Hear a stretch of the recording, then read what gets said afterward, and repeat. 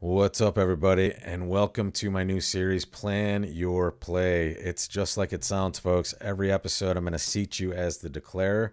We're going to show you a dummy, and we're going to have you plan your play.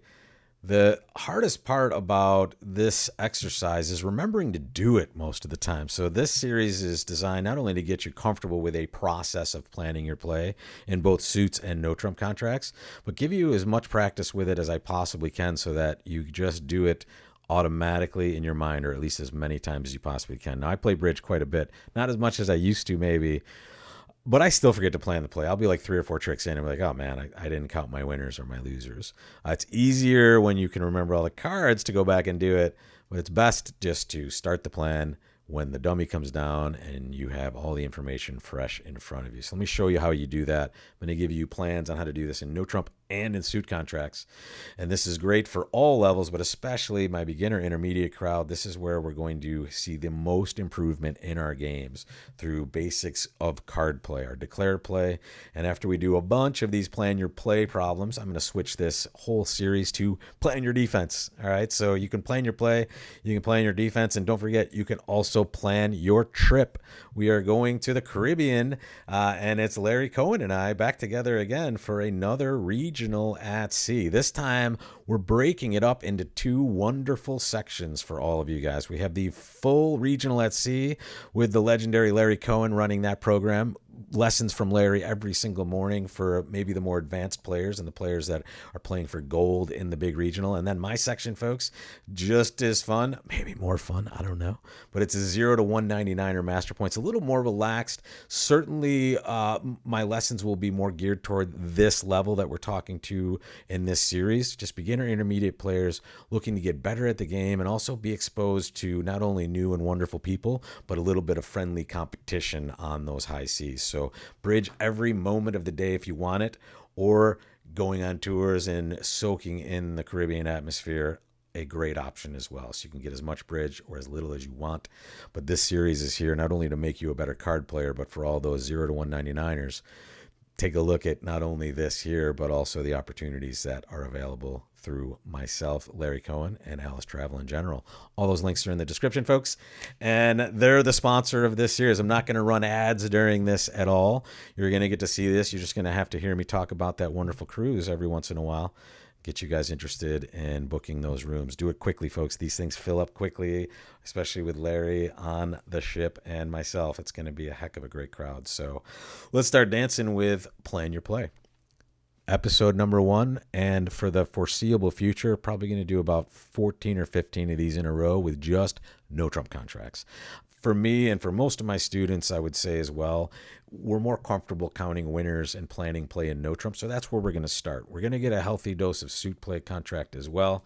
But let's start with a low-hanging fruit and deal with no trump. Here's your contract, folks. You opened a no trump as the South player, and your nightmare it went all pass. And I know a lot of you don't like to play one no trump. I want you after this series to be licking your chops to play one no trump or 3 no trump or 6 no trump. And no trump should be your wheelhouse here, folks. You're going to play a lot of it, and we're going to start the same way every single time. Nothing's going to change from what's above. First off, count your winners. And when I say winners, I mean cards that you can play right now and take a trick with. Right? You don't need to set up anything. They're winners now. Let's look suit by suit. If you need time to do this on your own, folks, pause the video, come back to it. But I'm going to tell you the winners right now. So here we go. Spades, so far, 0 winners. Hearts, 4. We have 4 of them and all top 4. Diamonds, 2. And clubs, 0. Now, I know some of you are saying, well, clubs, can't I just get rid of the ace and have a winner? You're right, you can. But notice, you have to do something first to have a winner, right? You can't just play the king or the queen of clubs and know that it will win because the ace is out there. So those are not winners. However, that's step 2 that you're doing. Where are my extra tricks on this hand going to come from, right? We've counted our winners, which we've come up with a healthy number, right? We're only in 1 no trump, and we have 4 hearts and 2 diamonds. That's 6. So we only need 1 more to make our contract. It's pretty decent, right? Where's that one trick, or where are most of our extra tricks going to come from on this deal? Take your time. I'm going to give you the answer right away for speed purposes, but you can press pause anytime you like.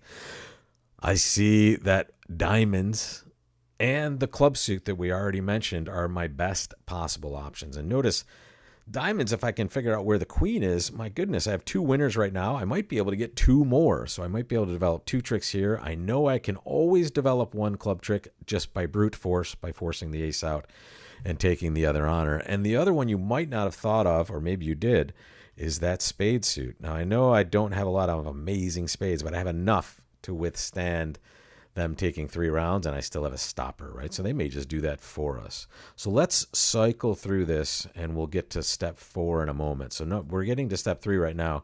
We're going to start executing the play. And usually when you've counted your winners, you answer the question where your extra tricks are going to come from, which in this case, because diamonds could provide 2 and the other likelies are providing only 1, we're going to attack the suit that could provide the most extra tricks first, okay? So we're likely going to attack diamonds if we need to. So here comes the spade play, ace of spades by the opponent, king of spades by the opponent. Again, these are robots, so they make weird plays. And case in point, boom, shakalaka, they leave the queen of diamonds at trick 3. Super weird by the robot, but it gives us a great opportunity to win the king of diamonds, which is what I did on this hand. And now, once you create extra winners, we need to do step 4, right? Don't forget this one. We've now created, or really, we didn't. The opponent has helped us create all of our diamond tricks. How are we going to take advantage of this? Well, we're just going to go back and count our winners again. And then we're going to look at step 2 right after that. So let's do our winners first. We've taken 1 already. That's what I'm circling down here. That's our little bar of success. North-south, we're sitting. We took 1 trick. What other winners do we have? Well, we have the same 4 hearts that we started with, but now we have 3 extra diamonds, even after taking the king of diamonds. We're not even counting that. We're going to take the jack, the 10, and the ace. So now we have 7 winners to take, and we've already taken 1, so we're going to take at least 8 tricks. Amazing.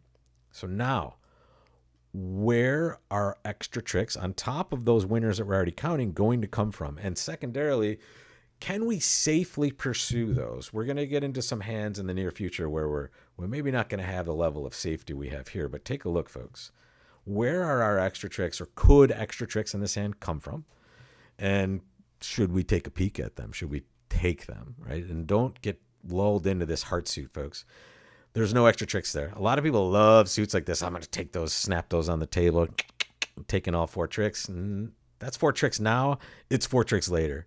So we're in this process usually always. Where are our extras coming from? Let's develop the extras. And then when we have enough, take them all, right? So here you should notice 2 possibilities for extra tricks. We're not getting any extra hearts or diamonds, right? We just have winners entirely in those suits. We can develop 1 extra spade. We can develop 1 extra club. I honestly don't think it matters which one you choose, as long as you recognize that it's safe and you can do this. So watch what happens. We win this we play the jack of spades, and they win the queen. And now they're going to lead a diamond, and we're going to go back to revisit steps 1 and 2. Don't forget to do this, right? You have another winner, right? So now let's count again, right? We have 1 winner. We're going to take 4 hearts. We still know that. We're going to take 3 diamonds, but now we have 1 spade to take that 10 of spades.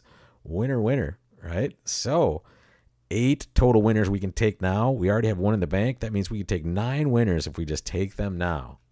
What's the alternative? Well, we could try to sneak a club trick in, right? Maybe. And that might provide us with a 10th trick. In fact, I misplayed this one, folks. You can see, watch what happens. Here, I essentially just took the money and ran, right? So I know now if I gave up a club, I'm going to take the same 9 tricks that I'm always going to take if I just rip off my winners. However, my best play here, and my real mistake, folks, is not realizing that, okay, I have 9 winners.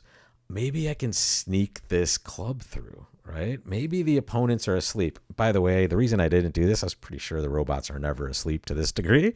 But I dropped the ball because I could sneak this in, create 1 trick, and now take my winners and get not just 9, but 10 tricks. I was a little bit sloppy here, but still. Take a look, folks. I'm just ripping off my winners and just surrendering a club. And as you can see, at the end of this hand, I'll show you all the hands. My left-hand opponent was unsneakable. If I played a club toward the king, they would have won the ace. So luckily at this point I felt, okay, my mistake didn't count. All right, so this is a very interesting hand, and it shows you the power of simply counting your winners, and then revisiting that count as you develop your tricks. And it's a real good lesson on not only how to plan that play, but also how to adjust as you're going forward in this. So this is a repeatable process every single no trump contract you play. And every episode, we're going to start off with a hand like this, where we got to plan our play, count our winners, and then execute. And then at the end, folks, I'm going to give you a new hand. So here it is. You're going to count your winners, you're going to plan your play, and next episode, we will see if you were correct. So here's your next chance to excel. And here it is, folks. There's your contract. You opened a no trump. Your partner bids Stamen. You bid 2 diamonds. They bid 2 no trump. And with your nice 16 count, you kicked it into 3 no trump with your ace jack 10 fifth of diamonds. So plan your play, folks. Count your winners and then plan your play. And let's see how we execute it in the next episode. I'll see you there, folks. And don't forget, sign up quickly. Plan your trip. Cruises will sell out quickly, April 19th to the 26th. Get it while it's hot, folks. Lots of staterooms still available, but they will fill quickly. So we'll see you there, folks, and I'll see you back here for episode 2, and we'll execute this 3 no trump, hopefully for the maximum number of tricks. I'll see you next time, folks, for Plan Your Play. Take care.